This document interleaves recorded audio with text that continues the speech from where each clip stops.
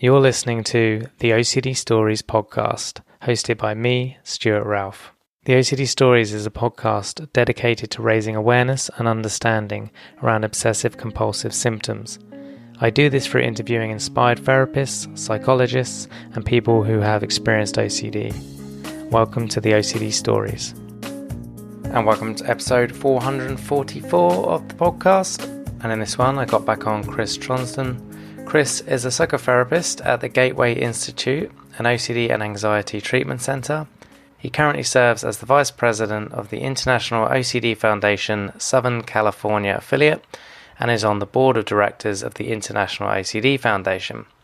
Now, I got Chris on to talk about body dysmorphic disorder, and in this episode, we get an update on Chris, what is BDD, levels of insight in BDD, a view of how the brain works in BDD, therapy for BDD, and much more. Chris truly is an expert around BDD. It's great to have him on and sharing what he knows on this subject. And if you're affected by this, I believe it's going to hopefully offer you some insight and help. And thank you to NoCD for supporting the podcast. NoCD offers effective and convenient therapy available in the US and outside the US. To find out more about NoCD, their therapy plans, if they currently take your insurance, or to download their free app, head to go.treatmyocd.com/the OCD stories, or the link will be in the episode description. Thank you to all of our patrons for supporting our work. To sign up to our Patreon and to check out the other benefits you'll receive as a patron, please see the link in the show notes. So thank you to you guys for listening. As always, it means a lot. And thank you to Chris for his time. I appreciate it. It's always nice to talk with him. Without further ado, here he is. Welcome back to the podcast, Chris. Hello, welcome back. It's been a hot minute. It was episode 201, so I don't know what episode you're on now. Right. Oh, wow. I've only had you on once. Yeah. Oh, sorry. That's shocking. I thought I had you on a lot more than that. Anyway, obviously we've met a lot since then. So yeah. So anyway, you're actually, before we get into today's topic, just an update on you if you want to share anything new with you or anything news you want to share or anything. Yeah, man. When I was on the podcast, it was episode 201, because I always tell people, I'm like, listen, his podcast is amazing. Start with 201. But no, I mean, I'm doing good. I'm still a licensed clinician here out in Orange County, California. I've been treating OCD at some capacity since I got hired in 2009 and have OCD and body dysmorphic disorder myself. Was also diagnosed with major depressive disorder, but, treatment just really clicked for me.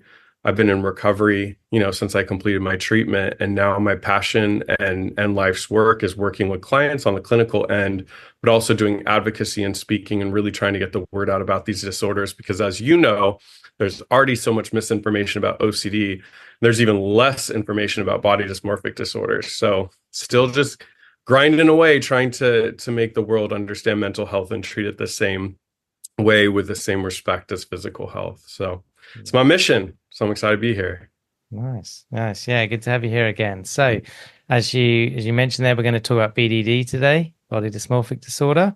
So I thought maybe first of all it'd be good to I won't ask you about your story this time because we've done that. Obviously, there's always more to say. So what I invite you, Chris, is if you want to weave in parts of your story as we go, then please feel free to do that. Equally, you don't have to. So with BDD, for those that aren't familiar with it or aren't too familiar with it, what is it? Yeah, so body dysmorphic disorder currently in the DSM-5. So the DSM-5, as you know, is the Diagnostic Statistical Manual of Mental Disorders.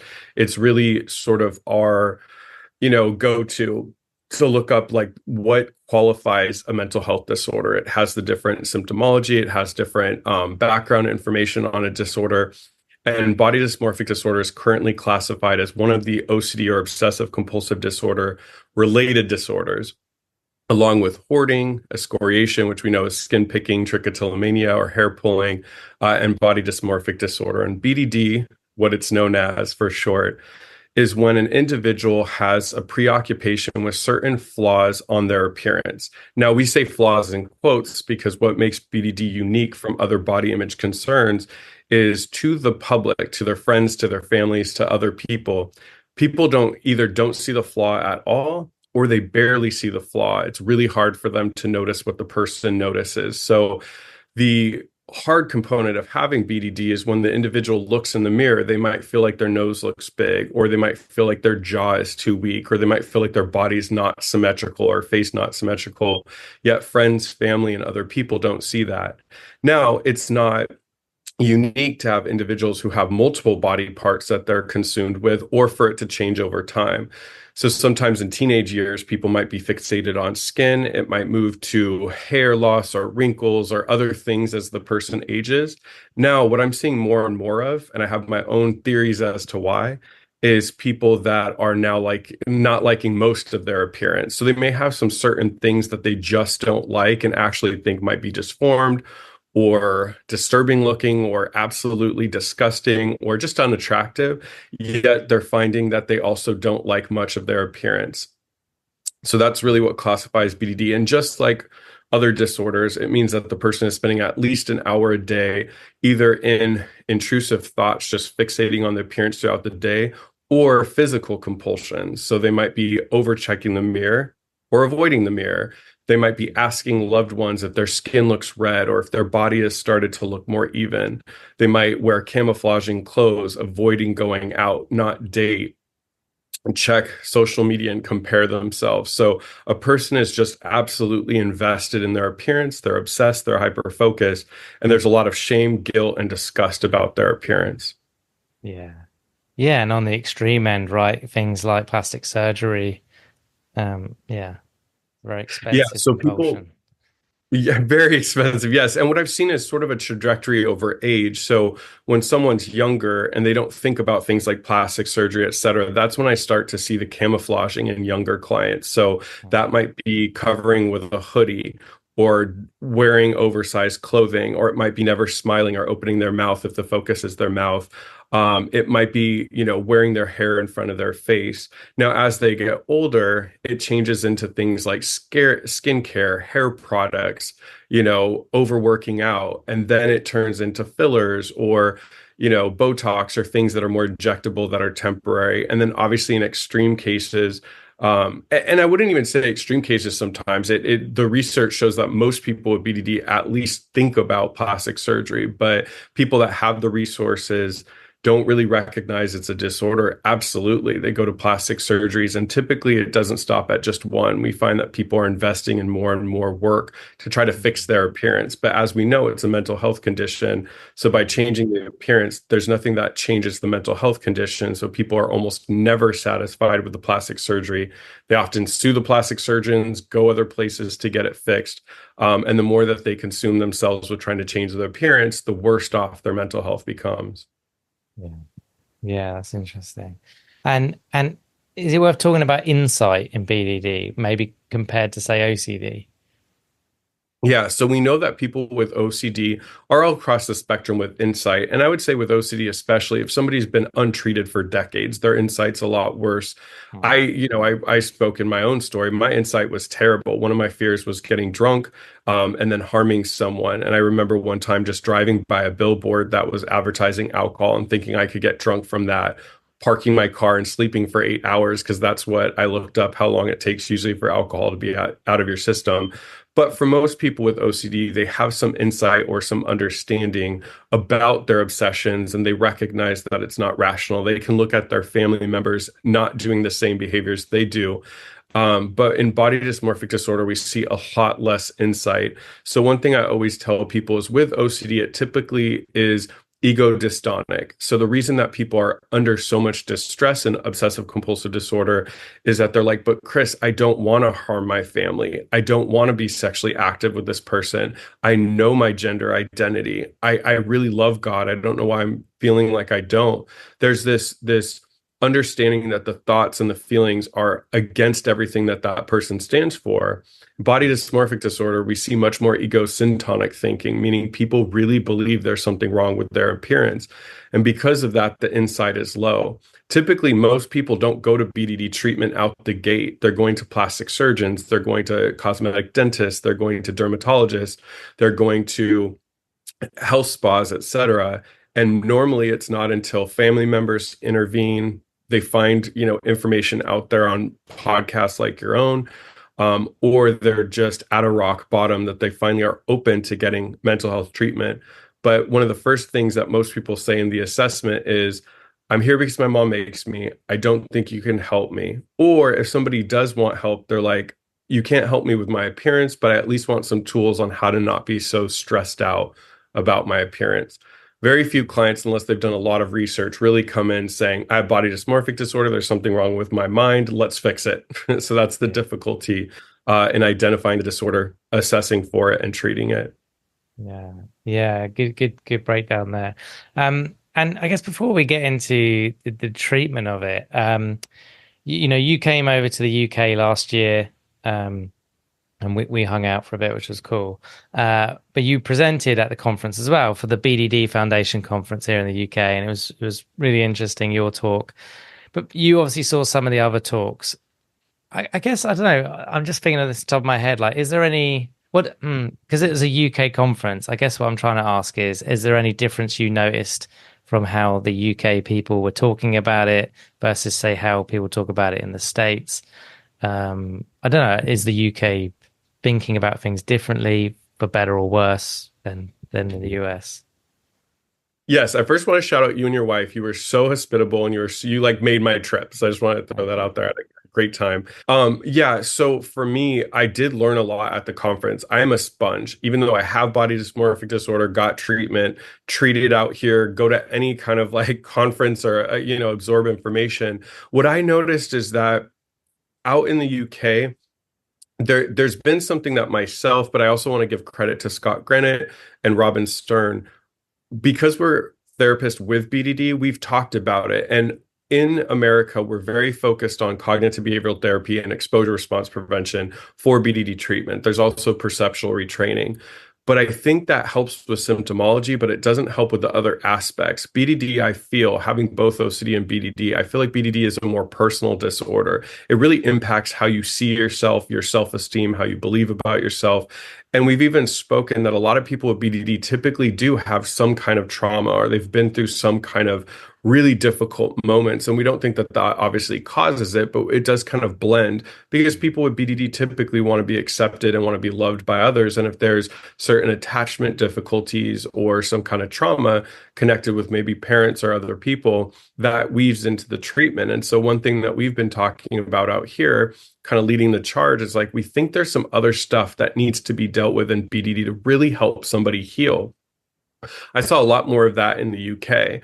It was really cool. There was a talk about just self-compassion for BDD. I don't know if you saw the new movie Inside Out 2, but they did a really good job at portraying anxiety as like trying to help the main character. The anxiety wasn't there to attack her, but just to help her. And there was a really good talk just about understanding why BDD is doing what it's doing. It's trying to help you not be rejected and be hurt. And so there was some chair work.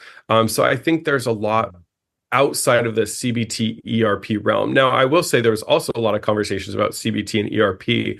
I think, and this is just what I've seen doing this treatment for as long as I have, that my clients with BDD need something more. A lot of times somebody comes in with OCD and they're like, I know I don't want to harm my child. I love my child. And after the treatment, there isn't something deeper that they're working on, because there was never anything deeper in the first place.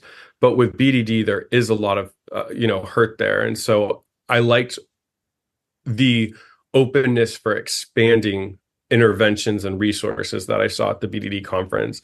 And I am so excited that it's coming back. I think next year it's every other year. So I'm like, even if I'm not invited to speak, I'm definitely going to fly out there, because I learned so much. It was fascinating. Cool. Yeah, no, that's all. I didn't realize it was announced. That's cool. Yeah, I mean, UK, I mean, compassion focused therapy came out of the UK. So, and I know some of the people running the BDD Foundation are very good friends and with Paul Gilbert, the founder. And so, yeah, it's nice to see it there.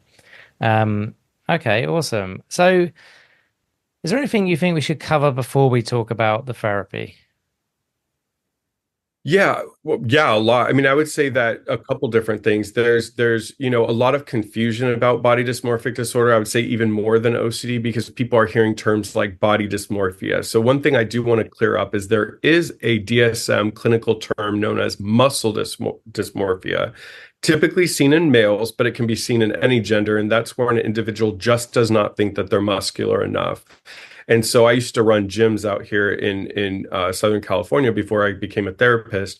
And what I saw was a lot of people that should have been diagnosed with that. So it's typically where an individual feels smaller. They feel as if their body isn't symmetrical, et cetera. And they do sometimes turn to steroids or other kind of injectables or other supplements to try to make themselves bigger. And, a lot of the people putting out information on TikTok and YouTube aren't very honest about if they're natural or not. You see all these people calling themselves a natty bodybuilder. And I'm like, look, I worked at gyms. I saw men that had been working out for 10, 15, 20 years. And this guy's 3 years working out and looks bigger than them. So there's a lot of misinformation out there in that end. And for a lot of younger people, especially young teen males, are looking at these people wanting to be muscular. So that is a clinical term. But we hear the term body dysmorphia thrown around a lot. And the problem with that is it's almost on the OCD side when we water down OCD and it's like, oh my God, I love to line up my books, or I love to color coordinate my closet. That's what we're seeing with body dysmorphia. It's where somebody is having a temporary experience. Maybe they're like posting on Instagram, oh, I had some body dysmorphia in my bathing suit in St. Bart's. BDD is year round, constant, every day, every moment. And even if somebody feels okay about their appearance in the morning, they quickly hate it in the afternoon. They feel like something changed. So body dysmorphia is kind of a watered down version. Now, I don't want to disregard that people out there have body image concerns and stressors about their body, just like there's people with OCD that may be subclinical that still find some distress over organization or checking or some thoughts. The difference is with body dysmorphia, it's temporary discomfort. There's been terms like Zoom dysmorphia and these other things. I think there's always just this like need to come up with terms. Now, I do work with some clients that come in and don't meet the BDD criteria, and we still work on the treatment to get them, in a place where they're more confident about their appearance. They're not thinking about it as much. The big difference is in BDD, somebody is seeing something different that nobody else sees. Typically, if somebody is a little unhappy because maybe they feel uncomfortable with pounds that they've gained, or maybe somebody got like a sunburn or like, oh, I'm having, body dysmorphia about my face because it's red. The difference is somebody with BDD is literally seeing something different. Another thing I'd love to talk about before the treatment is what I feel is different about BDD that is so important is the psychoeducation.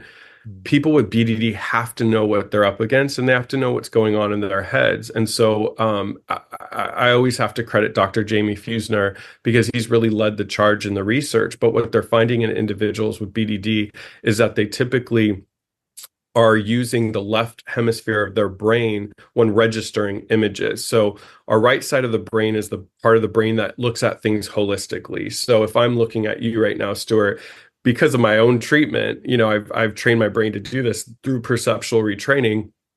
But I'm looking at your eyes, I can see kind of like your whole self. That's what the right hemisphere is really there to do. It can see holistic images. The left hemisphere of our brain is really designed to look at fine details. So if I'm a carpenter and I'm getting up there and I'm nailing, or a painter and I'm getting really up close to a painting, that's when our brain switches to the left hemisphere to really notice those details. What they found in research, whether it's the person's own face, other faces, or even inanimate objects, individual BDD are constantly using their left hemisphere to see imagery. So they're noticing little scratches or marks on their car other people don't see. They're noticing if there's something in somebody's teeth that other people don't see, but in their own self, they're really seeing these little details. And instead of seeing themselves as a whole picture, it's almost like they're seeing themselves as these little small parts. I think of it as, everybody else sees the final puzzle, put together. People with BDD see all the pieces individually. Now, mixed in with poor behaviors and really nasty negative subjective thoughts with a lot of cognitive distortions, now the individual, if they don't like their jaw, for instance, they're getting up close in the mirror, staring at their jaw, analyzing it, thinking how bad it looks, and their left hemisphere is on fire and noticing every little thing about it. They're going to walk away from the mirror and say, my jaw looks terrible. It looks horrible. Now, mixed with avoiding people, Now they're getting messaging like, see, nobody wants to be around me. There's other things that we find in BDD in the research and the literature. We know that individuals with BDD typically really struggle to make like comfortable eye contact, is what I call it. Most people, when we've done eye tracking software without BDD, they see what we call the triangle. They kind of see the eyes, the nose, and that's comfortable for them. For people with BDD, it's really uncomfortable to just make eye contact because the person is thinking the other person is analyzing them. So a lot of times their eyes are going all over the place. And so when they've done eye tracking software, there's a really good document, or kind of like a info doc put out from a lab in Australia. They found that people with BDD kind of glance all over the face and sometimes land on the parts of the face that they don't like about themselves. They also found that people with BDD really struggle to read people's faces and identify emotions, which probably explains a little bit why when people go out, they think everybody's reacting negative and judging. And there's some abnormalities in the part of the brain that processes visual stimuli. And just like in OCD, there's a lot of like extra activity in the orbital frontal cortex at times. So there's a lot of messaging that they're in danger. So we know there's certain things that we've seen through the research of how the brain is working differently. There's abnormalities in gray and white brain matter, et cetera. So the reason it's important for people with BDD to know these things is to say, this is why you're seeing yourself different. We know now, we have some answers. We're still researching, obviously. We're still trying to get better information out there. But this can help explain to someone with BDD who's like, stop gaslighting me. I see what I see. It's like, yes, you see what you see because of this. And so it helps a little bit of explaining it. So those are just a couple things that I like people to know about body dysmorphic disorder. Yeah, that's really interesting stuff with the right and left hemisphere. Yeah, and the whole with the, as you're saying, with their eyes kind of scattering about the place, people are Yeah. probably staring at them, but it's because their eyes are scattering about the place, and they're thinking, why are they doing that? It's nothing to do with the perceived flaw, probably. And additionally, I mean, I've had clients, for instance, that don't like their teeth. They'll put their hands over their mouth when they eat in front of their friends. I've had clients that are wearing hoodies and pants in 95-degree weather. I've had people that will overcake their makeup to cover impurities, or men that are wearing makeup to cover impurities. And then they sometimes do get stares, but it's not for the reasons they think. People are wondering, why is this person walking around in 100-degree weather? I think that's like 32 Celsius, but why are they walking around in like pants and a sweatshirt? Why does this person keep looking down or covering their face with their hair? Often the behaviors people with BDD use to camouflage or to feel comfortable is actually why somebody is looking at them and not the part of their appearance that they dislike. Yeah, The only true. other thing I want to add real quick, I always want to remind people this is not a disorder of vanity. Typically, people with BDD don't always even long to be attractive. They just want to feel either neutral or normal. And in fact, sometimes people with BDD would not want to be attractive because they don't want the attention. So I think a lot of times people will say, okay, is this a disorder for people that want to be beautiful or have obsessions around looking like a celebrity or something? And it's like, no, it really isn't. It's people that just feel like they look different than most people, and they just desperately want to feel like they could fit in, and they feel like their appearance is preventing that. Yeah, they feel dramatically less than normal, or like far below average, and they just want to get back up to that baseline. They don't care about Hmm. going beyond that necessarily. Yeah, Um, exactly. yeah. So,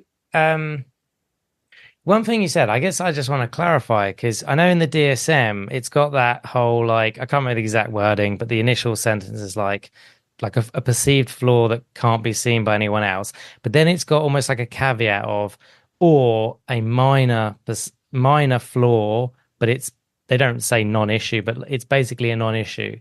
But in the person's Yeah. head, that minor flaw is, they go from it being nothing, like no one really cares, they wouldn't perceive it as a flaw, but it is maybe slightly what they're worrying about, but in their head it's like 100-fold. So there's like a 1% element of truth to it. So I guess I just wanted to caveat that. Is that Yeah, true? like a good example would be, I've worked with a client before, like who picked their skin because of BDD around acne, and they did create a small scar. And in order for me to personally see it, they had to come in, it was a female, they had to wipe off their makeup, I had to turn on the fluorescent lights in my office, and I just sit right next to them on the couch and look at it, and they had to point at it. And I was like, oh, okay, I see some skin discolorization in this small scar that was there.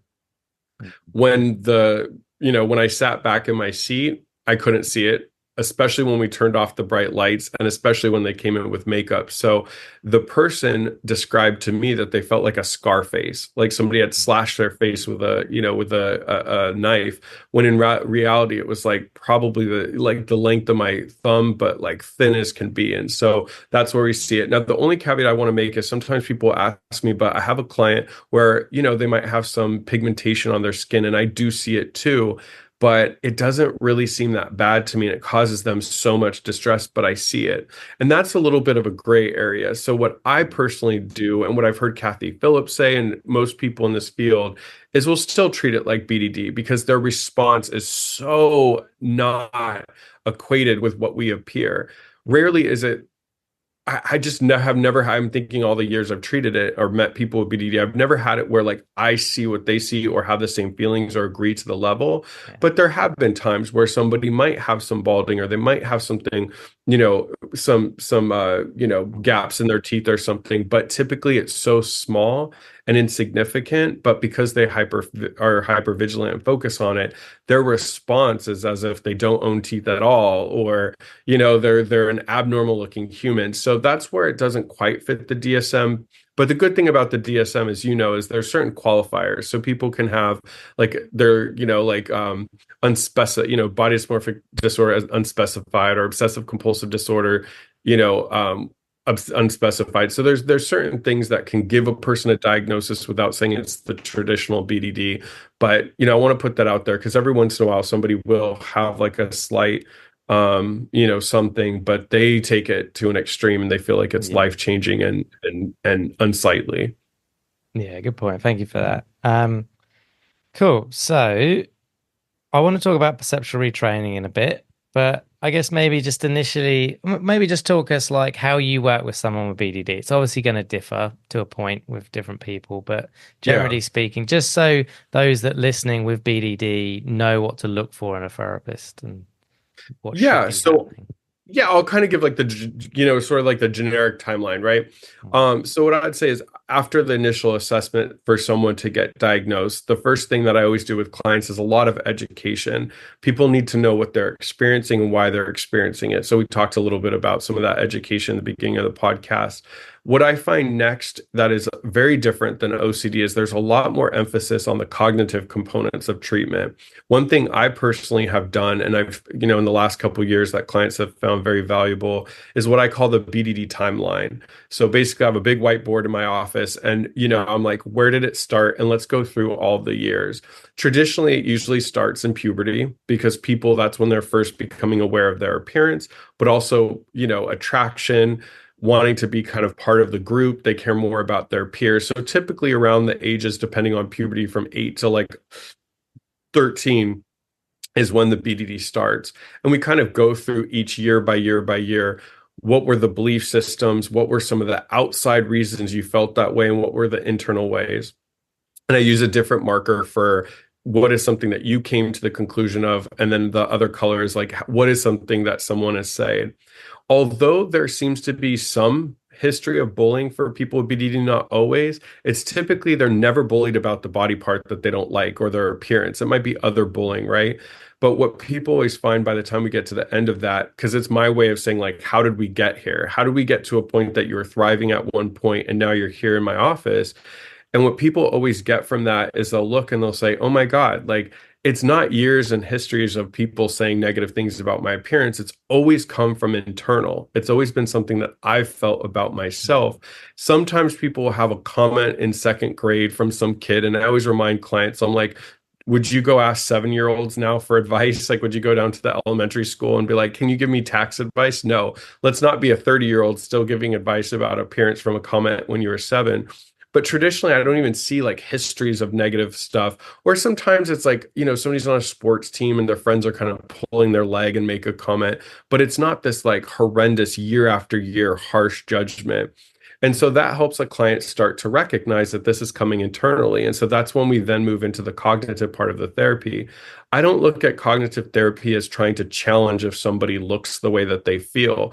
I don't go down that path. I don't sit there and go back and forth like, this is why your teeth look great, because that's not really the point of the treatment. The cognitive component of the treatment is to help a client recognize what mental cognition system are they using that keeps reinforcing this. Obviously in BDD, and they're a little different from OCD, we have BDD, common cognitive distortions. One of them, is kind of that beauty or the beast. Either they look as good as whatever celebrity or supermodel that they're idealizing, or they look terrible. There's no gray in between. A lot of time there's clients that are just like they feel good about themselves, but they're having a bad hair day, so they magnify how they feel. It's just like, oh, I don't like my hair today, the rest of me looks terrible. So there are all these distortions. But what I'm really helping a client recognize is, thus far before getting into treatment, anything their brain has said, they've just gone along with it. That girl thinks you're ugly. Okay, I won't go to that party. That person was staring at you probably because your lips look funny. Okay, I need to go home. Like, there's the relationship currently with their thoughts is just anything BDD says, I go with it. So it's helping the client see, how did we get to this point? What errors did we use to get to a point in our life that we now think we're unsightly and don't deserve love and leaving the house and a job, etc. And it's teaching a client that they have this filter, and all these thoughts that come through and get to their brain are very faulty. Doesn't mean they're faulty. It's just a system that they're running on. So, if you work at a job and your company is consistently have bad systems and you never produce or hit the numbers you need, it's not the people's fault. It's the system's fault. So it's starting to see like how those thoughts and cognitions are designed to make the person feel unsightly and disgusting. And clients will always say like, well, I don't want to just tell myself I'm beautiful. And I'm like, that's not what we're doing here. An example would be, okay, you told me that yesterday you went to a restaurant, everybody was staring at you and judging your appearance. We can totally go with that, or we can change our relationship with our thoughts. Right now, our relationship is, tell me something, I'll do it. Okay, is that how you do it in real life? Anybody tell you anything, you just go with it? You already have the tools in your toolbox on how to handle it because you're doing it in other areas of your life. Let's do it with the BDD. So in real life, there needs to be some proof or some evidence or for some reasons for us to feel the way that we do. What about last night made you feel that everybody was staring at you? And the idea is to get a client to really understand that it is this kind of like negative, nasty voice that's internalized, and they're projecting it on others. And other people don't feel the way they do, don't think the way they do. And often most people like the person, or some people find them attractive, right? So the cognitive part is to really help a person start to see the world differently. And I would say the biggest part I'm trying to do with clients is have that internal voice be a coach, be a supporter, be an ally, because right now that internal voice is tearing them down at every chance they have. Once somebody is at a point where they're starting to have that insight from the education, they're starting to notice how their thoughts are very one-sided, very negative, very like deliberately to kind of shut them down. Or like I said, what I was learning at the conference in London, recognizing that those thoughts are overprotective, but actually backfiring, right? Like when a client feels solid with that, that's when I move into perceptual retraining. And I know you said you want to talk about it later, so I'll just give an overview, more details if you want. But the idea behind perceptual retraining is all of us hyper focus on the parts of our appearance we don't like. If I walk up to a mirror and I don't like my chest, I feel like my chest is uneven and it's a little bit lower than it should be on my body, I'm going to walk up to a mirror with my shirt off and immediately look at my chest. I'm going to stay in the mirror and stare at it for a long time. I may then feel so disgusted that I put on a shirt and cover it and then walk away. I've never even seen the rest of my appearance. I only saw my chest, which will feel awkward because we normally don't see other people's chest separate by itself. We see it as a whole part of a person. So the idea behind perceptual retraining is to teach someone how, whether it's looking at a picture of themselves, looking at a video, looking in the mirror, or looking at other people, how to start to make that comfortable eye contact other people make, how to see somebody's whole image. And then when describing themselves, how to start using objective wording that your brain isn't really excited about versus that judgmental, subjective judgment. And we can go into that later of like what I actually do with a client, but that's the overall idea of perceptual retraining. And what it's helping the client start to do is using more objective wording when they're looking at themselves. But I think more importantly, when they see a picture of themselves, their friends send it, they're not zooming in on the picture, looking at themselves, comparing to other. They're seeing the whole picture. They're seeing the excitement that the friends are having at the birthday party and noticing the background and then, remembering the memory. Once a client's really good at that, that's when we're going more into the behavioral side. So we'll do some response prevention. An example would be if a client is always wearing a hat, maybe they don't feel comfortable taking that hat off in public, but when they're here in my office, we work on getting them comfortable at taking off the hat. Maybe they might keep the hat on, but put it a little higher on their head or eventually take it off. If they're covering themselves up with a hoodie, once again, we can start in the office where they take off their hoodie. Now, one thing that I try to do with exposure response prevention, which is way different with BDD than ERP, is the idea is that we're not trying to get somebody to habituate to the anxiety or to really like deal with stress. What I'm trying to teach them more is like, you're human. You're a person that's deserving of love, of attention, to be able to present the way you want to present. So you're wearing that sweater not because it's a value, you're hot, you're uncomfortable, but you feel safer in it. That's an internal feeling. It feels like a cover, a shield. But to me, watching you, it doesn't feel that way. And if anything, it feels a little bit odd because it's so hot. So getting the person to start to make some of those changes. Now, there are exposures. So an example is if a client is always having their parents order for them at a restaurant, or they're always doing takeout. Yeah, working on them getting the confidence to order for themselves or to, eat in a restaurant. What I like to do in treatment is take a client out with me. I'm at an office, and so there's a whole mall around me, and we work up getting up to more busy places, right? We'll start for little places, or it might be like a park where no one's at. What I would say the goal of ERP to me, besides besides inhibitory learning and understanding that a lot of the thinking errors that they have are errors and kind of proving that through behavior, there's a loss of human connection with BDD. People are isolating, they're dropping sports teams that they're on, they're single, they're not working, they're staying at home. So beyond just getting comfortable not wearing a hat, right? That's not really the end goal. It's more so to start to make human connection, to feel part of society, and to see that people don't have the same negative reactions that they believe they will have. Now, what I would say lastly that I add on that's not just the traditional, CBT, perceptual retraining, and ERP, is I like to look at, well, first of all, I like to look at core beliefs. Somebody starts to think really negative beliefs about themselves that start to impact their identity. So they're starting to think they're unlovable or easy to reject or not worthy. So there's these deep belief systems that have started to become part of their identity. So part of that treatment is to uncover those core fears and to look at them and to recognize like how they got there. Typically, I tell a client, okay, you feel unlovable because you haven't had a partner. Well, do you think you haven't had a partner because you've been consistently rejected? Or have you not had a partner because you haven't left your house in about 5 years? And anytime someone does try to talk to you, you keep it short and then run away, So it's starting to help them see that usually the disorder itself has made them feel that way about themselves and not their appearance. And then obviously, if there's additional things that they're going through, whether that's, trauma, PTSD, looking at the person as a whole person, starting to help them identify the values that they have outside of their appearance. They're a husband or they're a wife or they're a parent or they're a friend or they, coach kids or they're a tutor or, what are their other values outside of appearance? How can we get them back into the activities that they miss?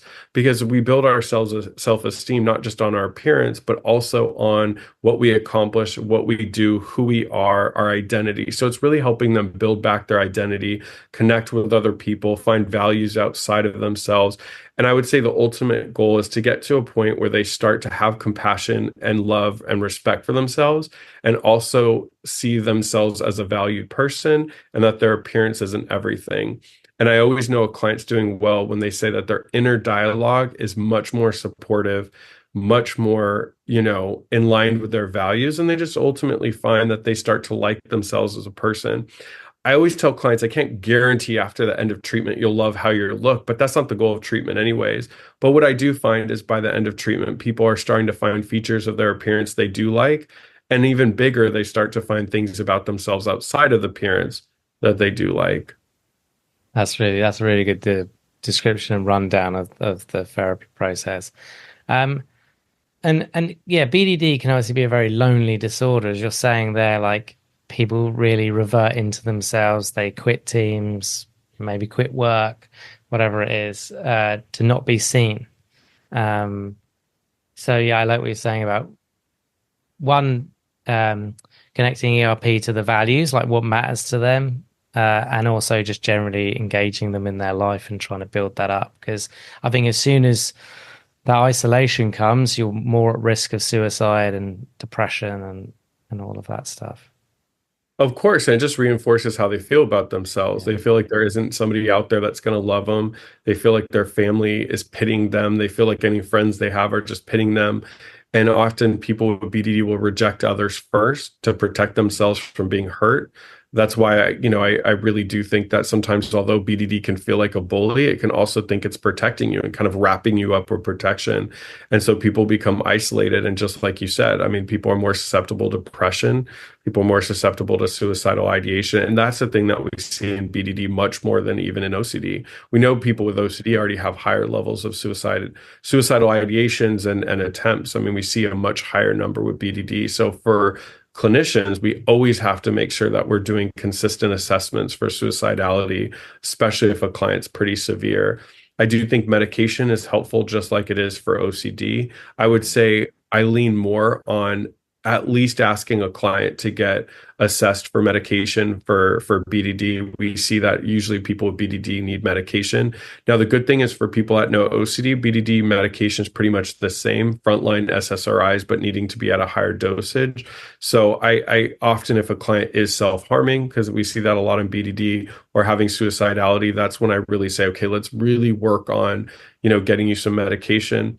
I've also done a lot of training in dialectical behavioral therapy because I think it's very useful for clients with BDD. So if they are finding themselves self-harming or they're finding themselves with extreme emotions, DBT is really there to give them some tools to help regulate so that if they are out with friends and they're at a theme park and they're starting to feel really terrible about their appearance and having a panic attack, what are some things that they can use or utilize that they find helps ground them? So whether it's, there's an acronym TIP, but one thing that used to help me a lot is something cold to cool down my body heat. When I was at a party, I was panicking. So I'd go to the bathroom, turn on cold water, run it on my wrist, put it on my neck. And obviously that's not the treatment for BDD, but it was enough to help regulate me, cool me down, and kind of get me back into the headspace to go back out there and interact. So there's a lot of different tools people can use, but I look at the point of treatment is to get people back around others. I think all of us need human connection, and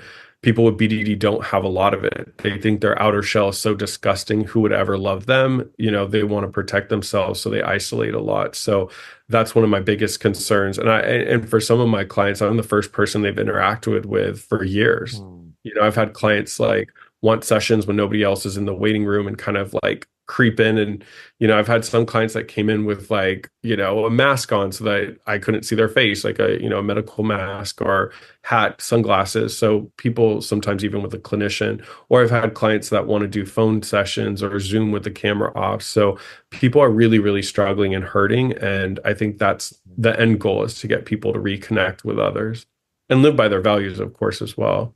Yeah, yeah, amazing. And I know you kind of addressed this, but I guess I'll just ask it more directly. I'm definitely not asking for like a percentage, but more just I guess in terms of hope for anyone with BDD listening, like how effective is the treatment in terms of them feeling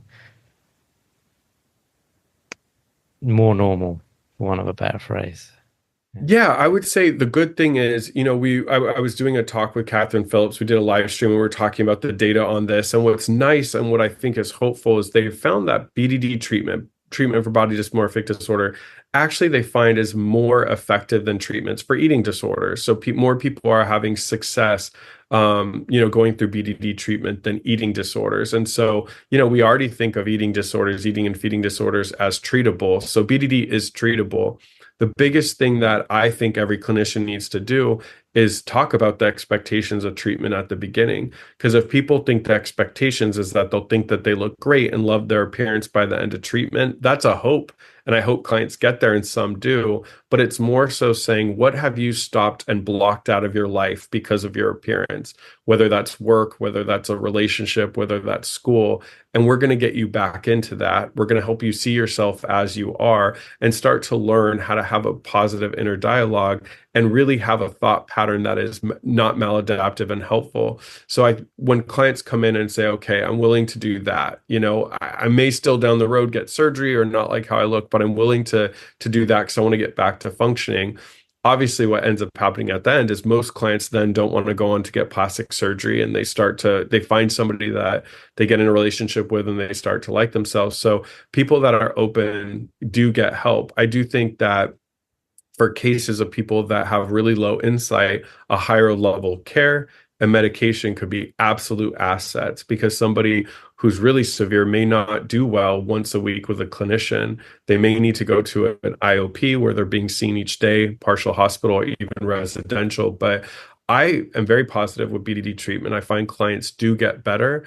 But just like with OCD treatment, there's that initial willingness. One thing I'm in love with, as somebody who's in sobriety, is what's called motivational interviewing. It was originally designed for people with substance use disorders, but it helps a client find value in treatment that comes from within. So some clients, I'm not even jumping into treatment if they're not ready for it. We're starting with, why would treatment work out for you? Where are you at kind of with the idea of starting to push back? And I match language. If somebody's like, I don't want to be here because I don't have BDD. I'm like, do you have distress about your appearance? Absolutely. And I'm like, okay, well, what if we just work on that? Would you be open? And what do you see being more positive in your life if you had less distress about your appearance? So a lot of times that can be sort of the gateway to get somebody to be open to starting to do the treatment and then eventually do it. But I'm hopeful about it. And I think it's more difficult to treat than OCD, if I'm being candid.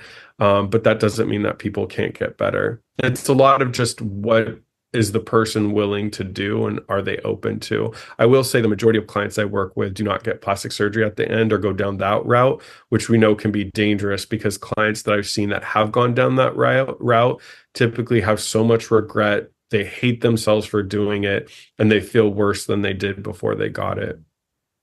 Yeah, interesting. Yeah. Well, look, thank you so much for talking on BDD. A couple more questions for you. One is pick up the phone and call the 30-year-old you. I know you're only 31 now, but what do you tell him?